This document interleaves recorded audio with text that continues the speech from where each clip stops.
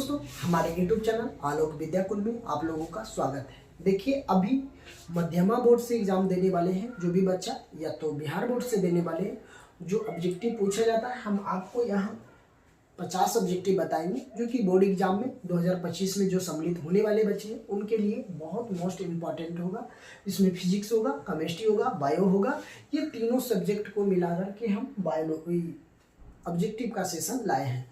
तो आप वीडियो को पूरा अंत तक जरूर देखें। अगर वीडियो पसंद आए तो वीडियो चैनल को जरूर सब्सक्राइब कीजिएगा और अपने दोस्तों में ये वीडियो जरूर शेयर कीजिएगा ताकि ज़्यादा से ज़्यादा लोग जुड़ सकें। तो अगर हम बात कर लेते हैं बच्चों ऑब्जेक्टिव की, तो आपको एग्जाम में तो हम आपको बिहार बोर्ड में तो जानते ही हैं कि साइंस में 80 में से 40 ऑब्जेक्टिव आपको बनाना होगा, है ना। 80 में से 40 ऑब्जेक्टिव बनाना होगा। अगर हम बात करते हैं मध्यमा बोर्ड का संस्कृत बोर्ड में यदि आपका एग्जाम में ये पूछा जाता है तो आपको 40 में 20 ऑब्जेक्टिव पूछा जाएगा तो 20 में 20 ही बनाना होगा। चलिए समझते हैं एक एक ऑब्जेक्टिव को हम समझ लेते हैं बच्चों। तो सबसे प्रथम क्वेश्चन है कि निम्नलिखित में से किस माध्यम से प्रकाश की चाल सबसे अधिक होती है। आपको 4 ऑप्शन दिया हुआ रहेगा जिसमें से आपको एक निर्वात दिया हुआ रहेगा।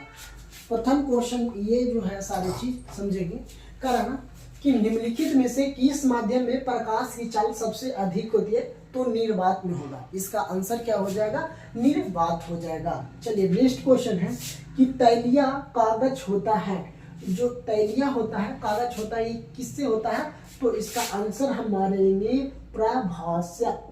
क्या हो जाएगा बच्चों, प्रभाषक। इसका आंसर क्या करेंगे हम, प्रभाषक मार लेंगे। चलिए नेक्स्ट क्वेश्चन है मेरा कि समतल दर्पण की फोकस दूरी होती है, किससे कहाँ होती है, समतल दर्पण की फोकस दूरी कितना होती है, तो आपको 4 ऑप्शन दिया हुआ रहेगा जिसमें से आपको एक अनंत दिया हुआ रहेगा। ये मेरा राइट आंसर हो जाएगा। तो आप लोग सेशन को चैनल पे नए होंगे तो जरूर सब्सक्राइब कीजिएगा और दोस्तों में जरूर वीडियो शेयर कीजिए ताकि ज़्यादा से ज़्यादा लोगों ये देख सके। उन लोग भी अगर जो ऑब्जेक्टिव में हम वही क्वेश्चन बताने का प्रयास करें बच्चों जो कि एग्जाम में आने का पूरा चांसेज होगा। चलिए नेक्स्ट क्वेश्चन देखिएगा कि उत्तल दर्पण से बना काल्पनिक प्रतिबिंब होता है, तो कैसा होता है। अगर हम बात कर लेते हैं उत्तल दर्पण से बना काल्पनिक प्रतिबिंब कैसा होता है, तो सीधा एवं हरास्त होता है। क्या होता है, सीधा एवं हरास्त होता है। चलिए नेक्स्ट देख लेते हैं, निम्न में से कौन सा पदार्थ लेंस के लिए प्रयुक्त नहीं किया जा सकता है। कहने का अर्थ यह है कि निम्नलिखित में से कौन सा पदार्थ लेंस के लिए प्रयुक्त नहीं किया जा सकता है। तो अगर हम लेंस, ये भी जो चश्मा पहने हुए हैं, तो इसमें से क्या नहीं है। अगर ऑप्शन दे दिया जाएगा तो एक पीतल रहेगा या तो मिट्टी दिया हुआ रहेगा, तब वो नहीं होगा उसका आंसर, है ना। तो अगर अभी हम चश्मा पहने हुए तो चश्मा में इसमें क्या क्या चीज का जरूरत नहीं है, तो इसमें पीतल की जरूरत पड़ती है नहीं। तो आंसर जैसा ऑप्शन दिखेगा वैसा आंसर सटीक कीजिएगा। चलिए ओके नेक्स्ट है, एक गोलीय दर्पण की फोकस दूरी प्लस 20 सेंटीमीटर हो तो यह गोलीय दर्पण कैसा होता है, तो नहीं उत्तल होगा, नहीं अवतल होगा, नहीं समतल लोलक होगा। इनमें से कोई नहीं होगा। इसका आंसर मारेंगे इनमें से कोई नहीं। अगर बाई चांस आपको दे दिया उत्तल दर्पण, अवतल दर्पण, समतल लोलक, तो भी इसका आंसर नहीं होगा। इसमें से क्या दीजिएगा, इनमें से कोई नहीं।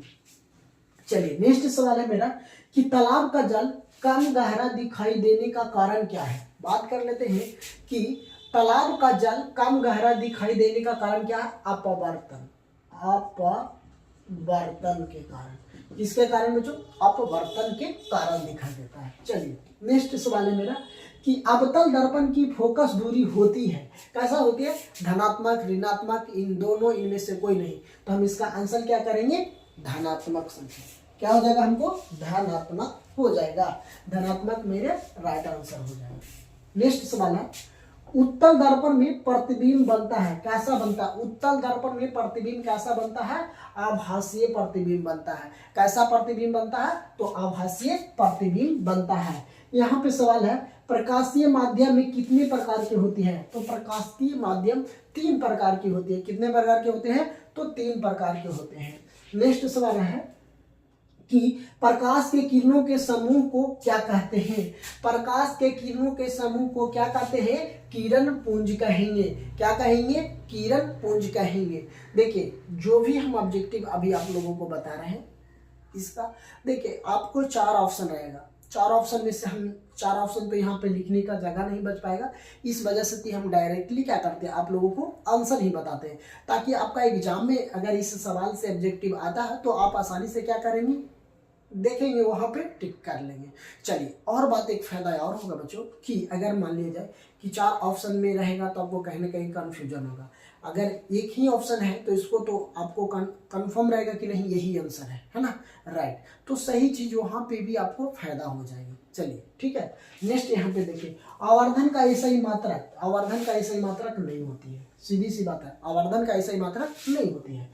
चलिए नेक्स्ट सवाल है, निम्नलिखित में से किसका अपवर्तनांक सबसे अधिक होता है, कारण निम्नलिखित में से किसका अपवर्तनांक सबसे अधिक होता है, तो हीरा का सबसे अधिक होता है, किसका, हीरा को। नेक्स्ट सवाल है, ऊष्मा के द्वारा की गई वियोजन अभिक्रिया को क्या कहते हैं, ऊष्मीय वियोजन कहते हैं, इसका आंसर क्या करेंगे, ऊष्मीय वियोजन कहेंगे।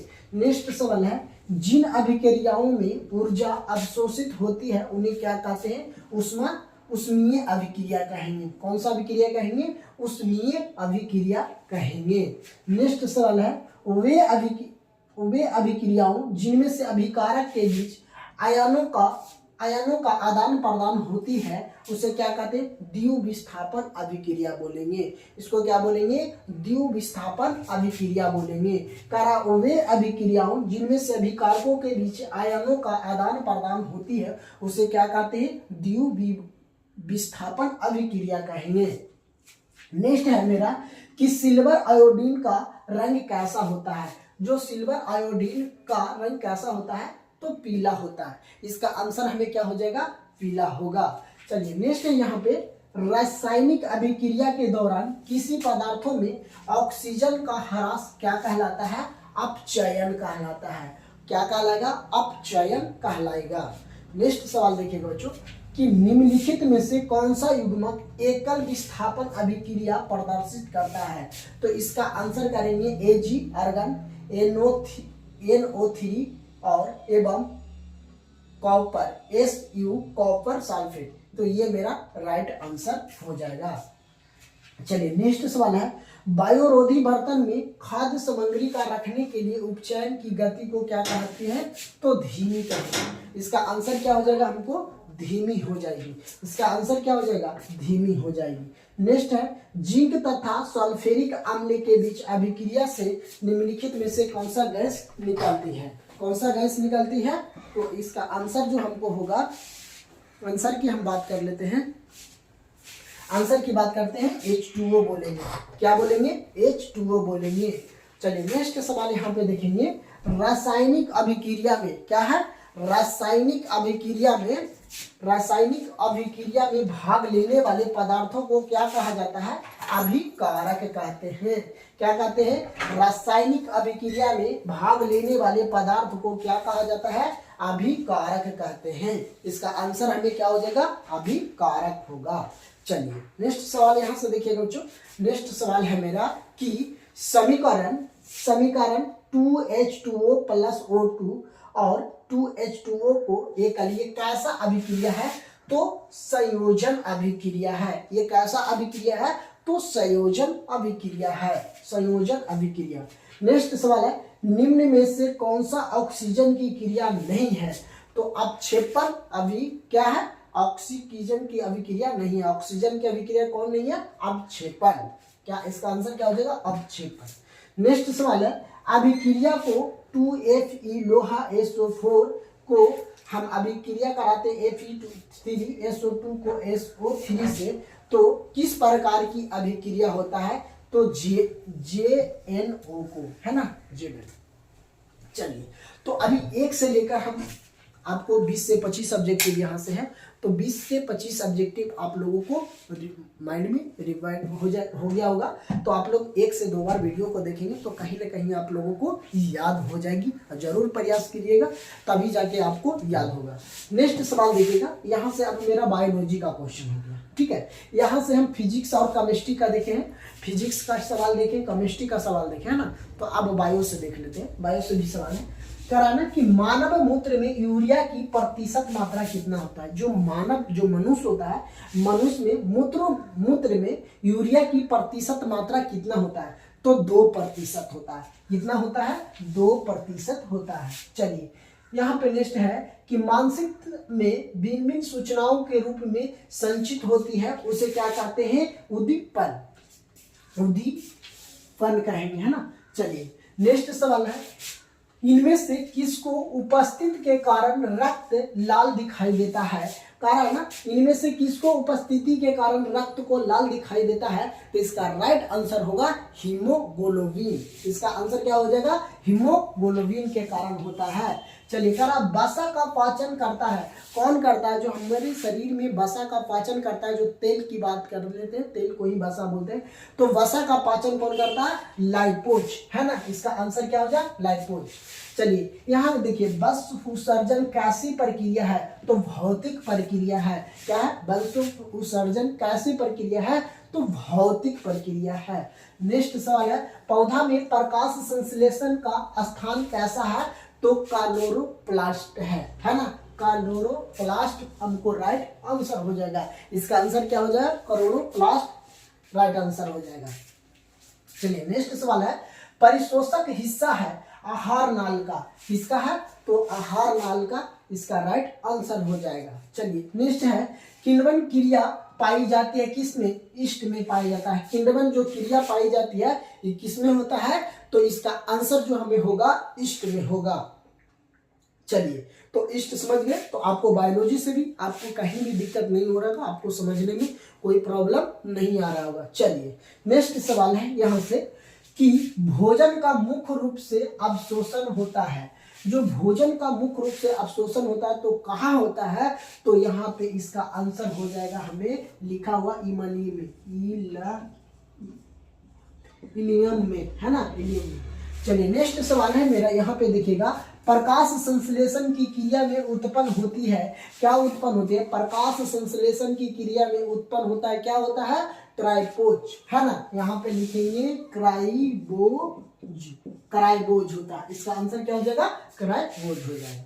चलिए यहाँ नेक्स्ट सवाल है, ट्रैकिया किस जीवों का श्वसन अंग है। ट्रैकिया किस जीव का श्वसन अंग है, अगर हम बात कर लेते हैं तो इसका आंसर हो जाएगा कॉकरोच का, है ना, कॉकरोच का हो जाएगा। इसका आंसर क्या हो जाएगा, कॉकरोच।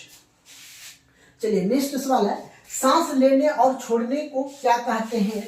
सांस लेने और सांस छोड़ने को हम क्या बोलेंगे, तो इसका बोलेंगे श्वास, है ना। इसका आंसर हो जाएगा। चलिए नेक्स्ट सवाल है मेरा कि पीत रस कहाँ से स्रावित होता है। जो हमारे शरीर में पीत होती है वो कहाँ पे स्रावित होती है, तो हमारे शरीर में पीत की बात हम करते हैं तो यकृत में होता है। कहाँ होता है, यकृत में। चलिए यहाँ पे देखिए नेक्स्ट सवाल है, गार्ड कोशिका की कौन सी भित्ति मोटी होती है, तो भीतरी जो होती है वो मोटी होती है। गार्ड कोशिका की कौन सी भित्ति मोटी होती है, तो भीतरी, कौन सा बात, भीतर। चलिए नेक्स्ट सवाल यहाँ देखिएगा, एक स्वस्थ मनुष्य में परिकुचन एवं आनुवंशिकता दाब होता है, कितना होता है, एक स्वस्थ मनुष्य में परचुकन एवं आनुवंशिक दाब होती है तो 120 से लेके 80 तकला होता है। चलिए नेक्स्ट है, तंत्रिका तंतु की उत्पत्ति किस प्राथमिक ऊतक द्वारा होती है। यहाँ पे इसका आंसर हम करेंगे इंडोडर्म, है ना, इंडोडर्म।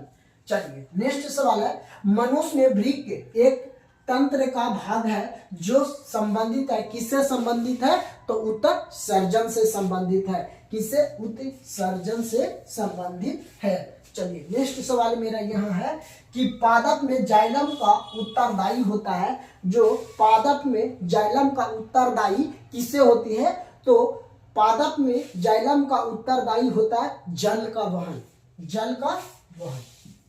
इसका आंसर हो जाएगा जल का वहन। चलिए यहाँ पे नेक्स्ट सवाल है, लास्ट है मेरा, कि स्वपोषी के लिए आवश्यकता होती है, किसका आवश्यकता होती है, स्वपोषण के लिए आवश्यकता हमको किसको पड़ती है, क्लोरोफिल के, है ना, क्लोरोफिल। इसका आंसर क्या हो जाएगा हमको, क्लोरोफिल। तो आपको देखिए ये जितना भी सारा ऑब्जेक्टिव हम आप लोगों को बताए हैं ये आप लोगों के लिए मोस्ट इम्पॉर्टेंट है साइंस का। तो आपको जरूर 1 से 2 बार वीडियो देखेंगे, अगर एक बार में नहीं समझ में आ रही तो 1 से 2 बार आप देखेंगे तो जाके आपको कहीं ना कहीं याद हो जाएगा। हम वही क्वेश्चन बताने का प्रयास करते हैं जो एग्जाम में आने का चांसेस 100% हो। तो आई होप ये वीडियो आप लोगों को काफ़ी पसंद आएगा। अगर वीडियो पसंद आएगा तो चैनल पे नए होंगे तो चैनल को जरूर सब्सक्राइब कीजिएगा और दोस्तों के साथ जरूर वीडियो को शेयर कीजिएगा और कमेंट बॉक्स में जरूर बताइएगा कि आप लोगों को ये वीडियो कितना हेल्पफुल होगा। तो थैंक यू दोस्तों, फिर मिलते हैं आप लोगों के बीच नेक्स्ट कक्षा में।